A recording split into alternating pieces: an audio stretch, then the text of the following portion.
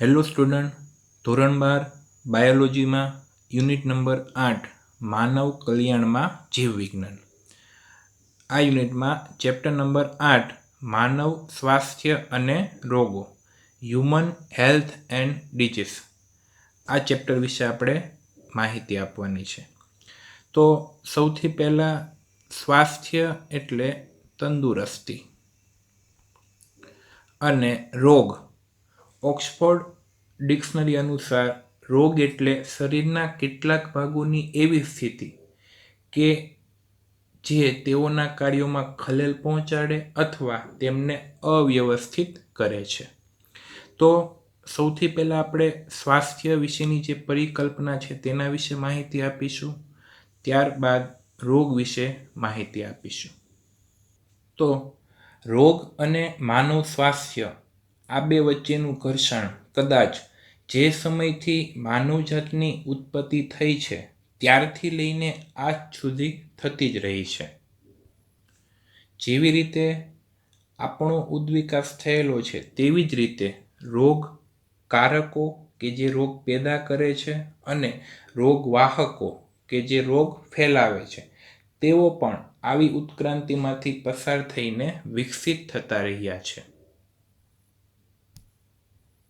તો આ ચેપ્ટરમાં ભાગ 1માં આપણે કેટલાક મનુષ્ય જાતને સ્પર્શતા રોગો, તેને નિવારવાના ઉપાયો અને આ રોગ આપણને ન થાય તે માટે શું તકેદારી રાખવી જોઈએ અને આપણું ઇમ્યુન સિસ્ટમ, રોગ પ્રતિકારક તંત્ર કેવી રીતે આ રોગ સામે લડત આપે છે તે અંગેની ચર્ચા કરવાની છે.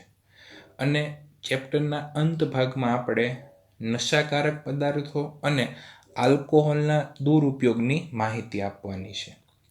તો શરૂઆત આપણે જૂના વિચારોથી કરીએ કે વ્યક્તિ તંદુરસ્ત છે કે રોગિષ્ટ તે કેવી રીતે માનવામાં આવતું હતું અથવા તે અંગેની શું માન્યતા હતી. તો સ્વાસ્થ્યને લાંબા સમય સુધી શરીર અને મનની એવી સ્થિતિ માનવામાં આવતી હતી કે જેમાં શરીરના વાત એટલે કે વાયુ, પિત્ત અને કફ જેવા દોષોનું સંતુલન જળવાઈ રહે.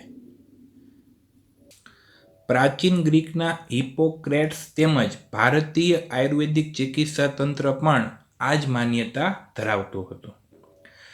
પહેલાં એવું માનવામાં આવતું હતું કે કાળું પિત્ત, બ્લેક બાઇલ ધરાવતા વ્યક્તિ ગરમ મિજાજવાળા હતા અને તેમને તાવ રહેતો હતો.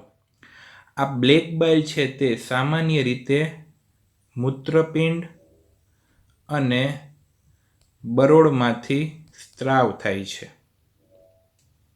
ત્યારબાદ વિલિયમ હાર્વેએ રુધિર પરિવહનની શોધ કરેલી છે અને ત્યારબાદ થર્મોમીટરના ઉપયોગ દ્વારા આ સાબિત થઈ ગયું કે કાળું પિત્ત ધરાવતા વ્યક્તિઓના શરીરમાં તાપમાન સામાન્ય હતું. તો અહીં એક MCQ ઇમ્પોર્ટન્ટ છે. વિલિયમ હાર્વેએ સૌપ્રથમ રુધિર પરિવહનની શોધ કરેલી છે. તો વિલિયમ હાર્વેએ બંધ રુધિર પરિવહન તંત્રની શોધ કરેલી છે. આ માટે તેને આધુનિક દેહધર્મ વિદ્યાના પિતા તરીકે ઓળખાય છે.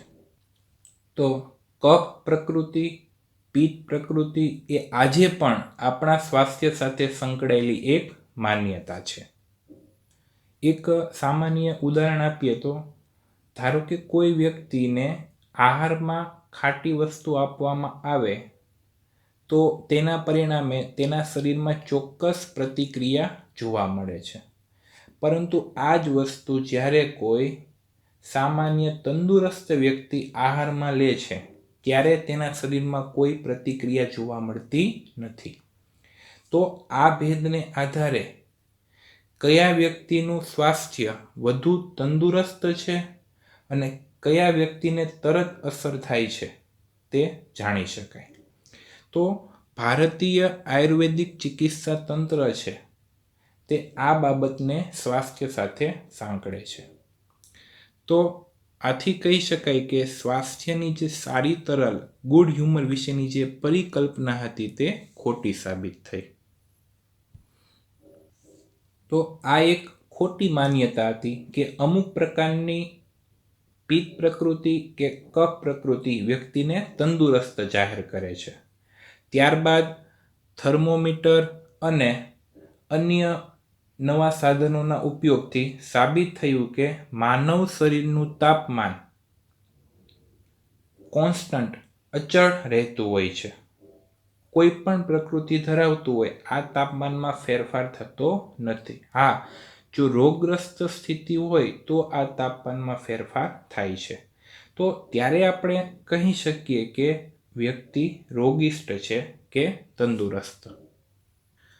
ત્યારબાદ જીવ વિજ્ઞાન એવું સાબિત કર્યું કે ચેતાતંત્ર અને અંતઃસ્ત્રાવી તંત્ર આપણા પ્રતિકાર તંત્રને અસર કરે છે અને તેના દ્વારા પ્રતિકાર તંત્ર આપણું સ્વાસ્થ્ય જાળવી રાખીએ છીએ.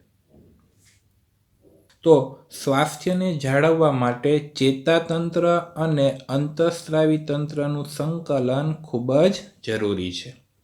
તો ચેતાતંત્ર આપણા શરીરમાં ઉર્મિ વેગનું સર્જન કરે છે.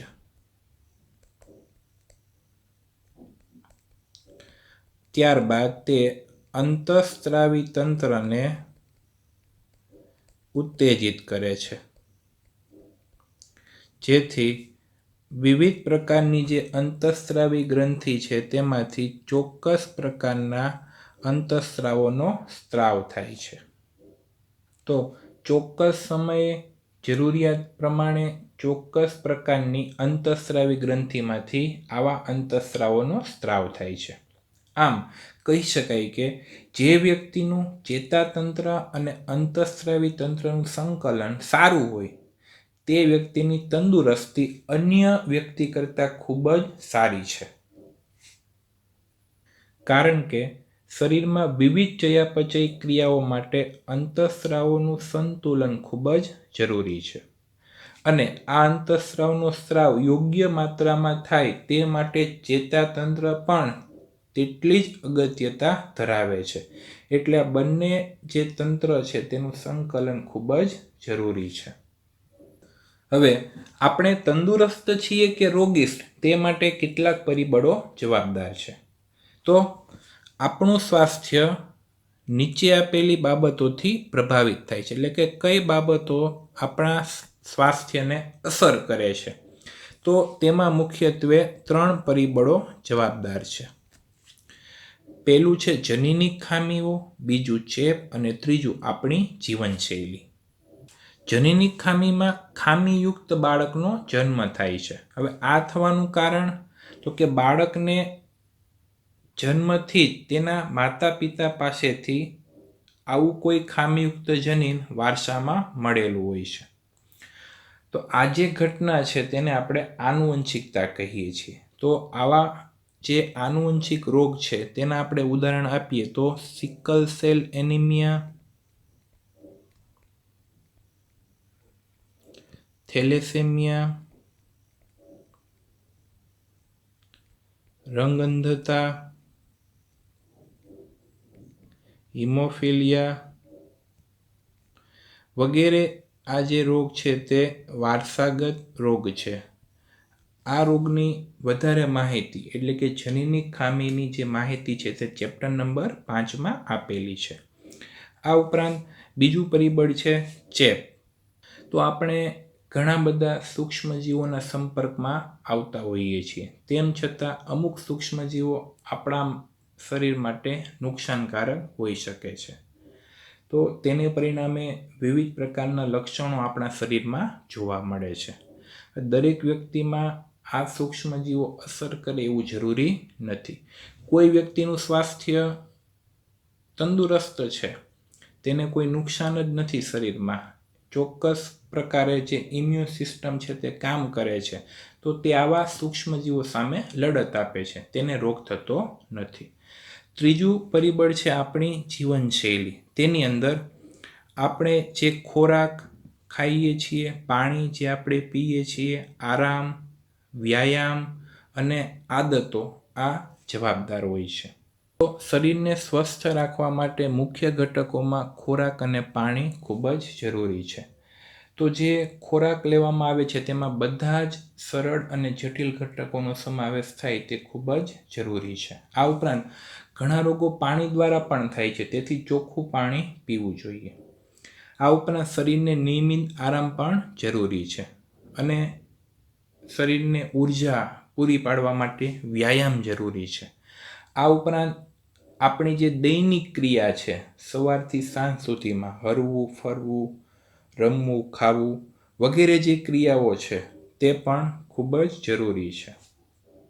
આ ઉપરાંત જો કોઈ વ્યક્તિની આદત એવી હોય છે કે તે નશાકારક પદાર્થનું સેવન કરે છે તો તેના સ્વાસ્થ્ય ઉપર તેની સીધી જ અસર થાય છે. તો આગળ આપણે માહિતી આપીએ, સ્વાસ્થ્ય એટલે શું, તેની જાળવણી માટે શું કરવું જોઈએ.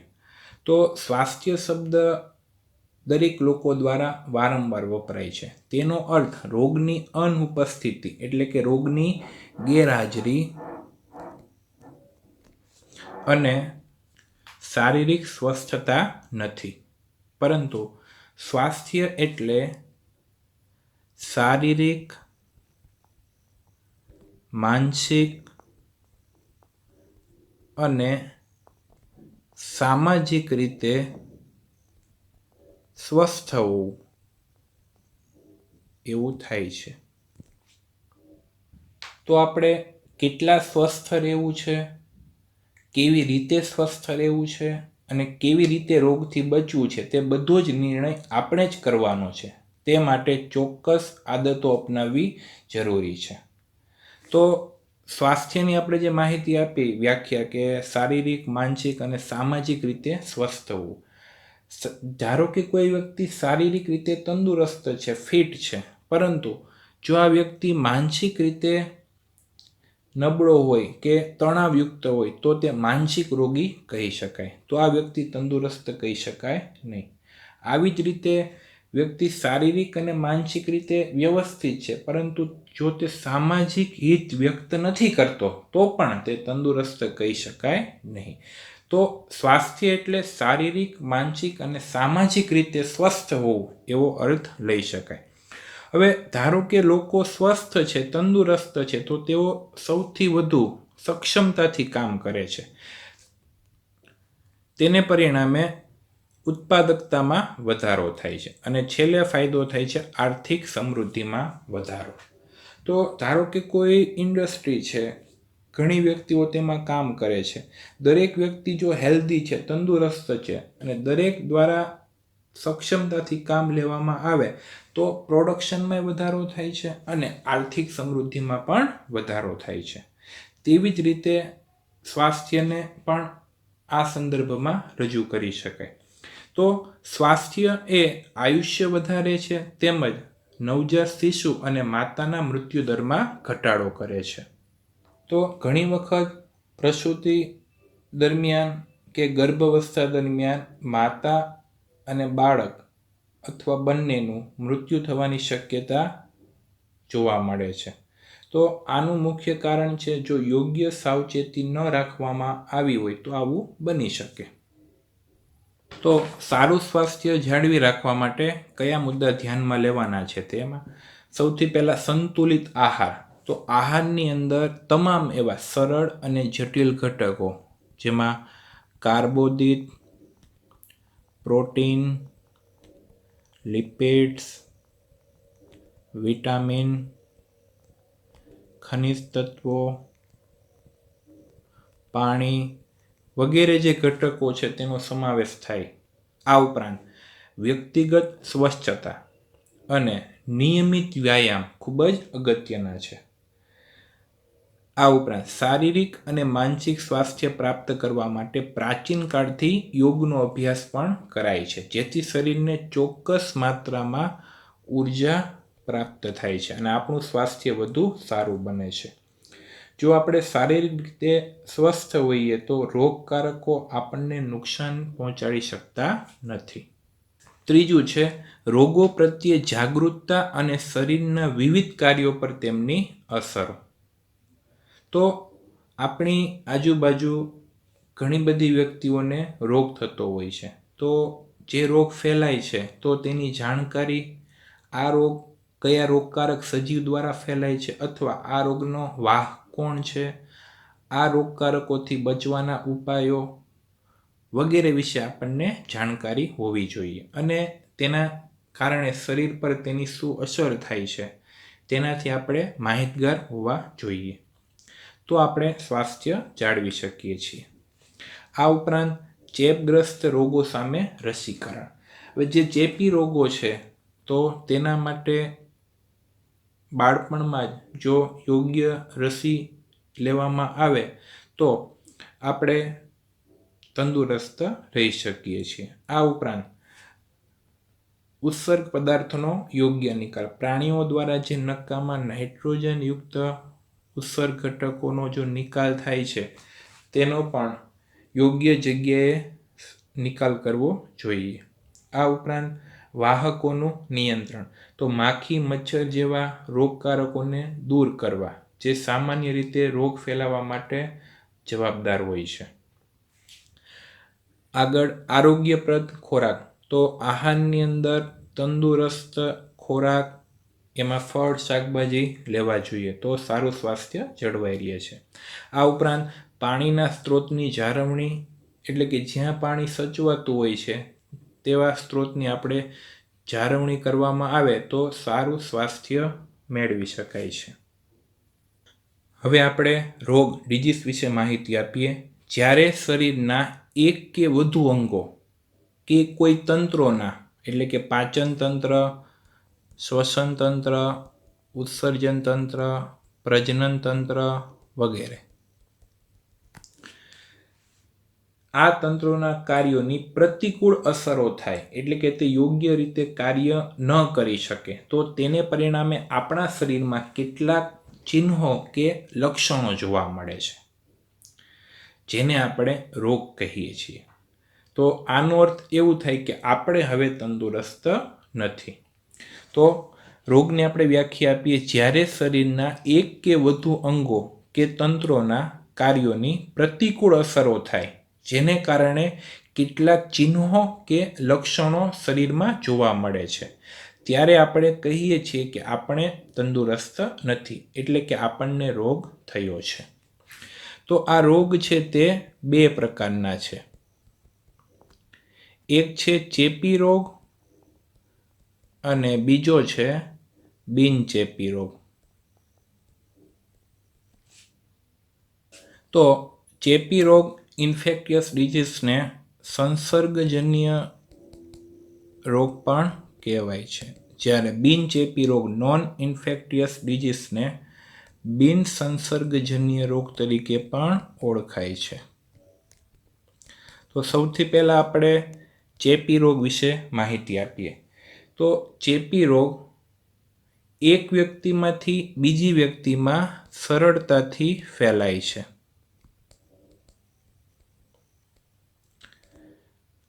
આ રોગ વિવિધ પ્રકારના રોગકારકો દ્વારા થાય છે, જેમાં બેક્ટેરિયા, વાયરસ, પ્રજીવ, કૃમિ, ફૂગ વગેરે દ્વારા આ રોગ ફેલાય છે. ચેપી રોગમાં આપણે ઉદાહરણ આપીએ તો જે એઇડ્સ છે, જે વાયરસ, HIV વાયરસ દ્વારા ફેલાય છે, તે જીવલેણ રોગ છે. આ ઉપરાંત બેક્ટેરિયા, વાયરસ, પ્રજીવ, કૃમિ અને ફૂગ દ્વારા પણ ચેપી રોગો ફેલાય છે. તેની માહિતી આપણે આગળના લેક્ચરમાં આપવાની છે. હવે બિનચેપી રોગો. જે રોગ એક વ્યક્તિમાંથી બીજી વ્યક્તિમાં ફેલાતો નથી, એટલે કે જે વ્યક્તિમાં રોગ જોવા મળે છે તેઓ પૂરતો જ આ મર્યાદિત છે, અન્ય વ્યક્તિઓમાં તે ફેલાતો નથી. તો બિનચેપી રોગનું આપણે ઉદાહરણ આપીએ કેન્સર, જેને લીધે વ્યક્તિનું મૃત્યુ પણ થઈ શકે છે. આ ઉપરાંત અન્ય રોગોમાં આપણે જોવા જઈએ બિનચેપી રોગમાં તો ડાયાબિટીસ, હિમોફિલિયા, રંગ અંધતા, હૃદય રોગ વગેરેનો સમાવેશ બિનચેપી રોગમાં થાય છે. આ ઉપરાંત જે નશાકારક પદાર્થો છે, ડ્રગ્સ અને આલ્કોહોલનું જો સેવન કરવામાં આવે વધારે માત્રામાં, તો તે પણ આપણા સ્વાસ્થ્ય પર પ્રતિકૂળ અસરો કરે છે, એટલે કે આપણા સ્વાસ્થ્યને નુકસાન પહોંચાડે છે. હવે આપણે આ ચેપ્ટરમાં આગળનો જે મુખ્ય ટોપિક છે, માનવના જે સામાન્ય રોગો છે, કોમન ડિઝીઝ ઇન હ્યુમન્સ, તો તેમાં આપણે સૌથી પહેલાં રોગકારકો વિશે માહિતી આપીએ.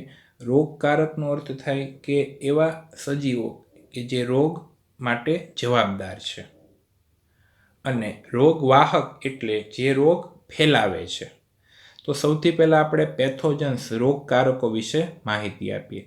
તો ઘણા બધા સજીવો છે, જેવા કે બેક્ટેરિયા, વાયરસ, ફૂગ, પ્રજીવ, કૃમિ વગેરે મનુષ્યમાં રોગો સર્જે છે. તો આવા રોગ પ્રેરક સજીવને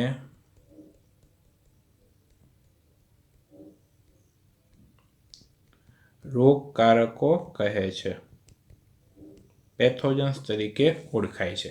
તો પેથોજન્સમાં બેક્ટેરિયા, વાયરસ, ફૂગ, પ્રજીવ, કૃમિનો સમાવેશ થાય છે.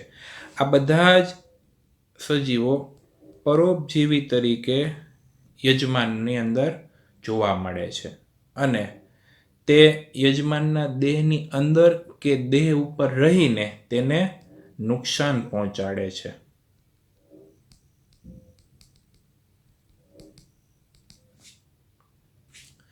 આ રોગકારક સજીવો વિવિધ પ્રકારે શરીરમાં પ્રવેશે, ત્યારબાદ તે આપણા શરીરમાં ગુણન પામે છે. ગુણન એટલે કે તેની સંખ્યામાં વધારો કરે છે, અને આપણી જે આવશ્યક ક્રિયાઓ છે,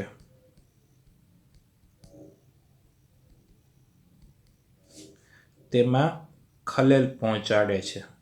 પરિણામે સજીવમાં બાહ્યાકાર અને કાર્યાત્મક ક્ષતિ સર્જાય છે. એક વાત ધ્યાનમાં લેવાની છે કે આ સૂક્ષ્મજીવો શરીરમાં દાખલ થાય પછી તરત જ રોગ થતો નથી. જો તે આપણા આંતરિક પર્યાવરણને અનુકૂલિત થાય તો જ આ સૂક્ષ્મજીવો સફળ થાય છે અને આપણને રોગ બનાવે છે. તો એના માટે રોગકારકો માટે ખૂબ જ જરૂરી છે કે તેઓ યજમાનના અંતઃ પર્યાવરણ અનુસાર પોતાનું જીવન અનુકૂલિત કરે, તો જ તે ત્યાં ટકી શકશે અને રોગ ફેલાવી શકશે. તો ઉદાહરણ તરીકે જે રોગકારક આંત્રમાર્ગમાં પ્રવેશે છે, તેઓને જઠરના નિમ્ન પીએચમાં જીવંત રહેવા, કારણ કે જઠરની અંદર એસિડિક પીએચ છે, અને આ ઉપરાંત વિવિધ ભાગમાં જે પાચક ઉત્સેચકોનો સ્ત્રાવ થાય છે તેનો સામનો કરવાની ક્ષમતા હોવી જરૂરી છે. તો જ આ રોગકારક સજીવ આપણને રોગી બનાવી શકશે. હવે જે સૂક્ષ્મજીવો પાસે આ રીતના અનુકૂળ પામવાની ક્ષમતા નથી, એટલે કે જે સફળ થતા નથી, તે આપણને રોગ ફેલાવી શકતા નથી. તો આપણે આવા જ રોગકારકો દ્વારા જે રોગ ફેલાય છે માનવની અંદર, તેની આપણે હવે આગળના લેક્ચરમાં માહિતી આપવાની છે. Thank you.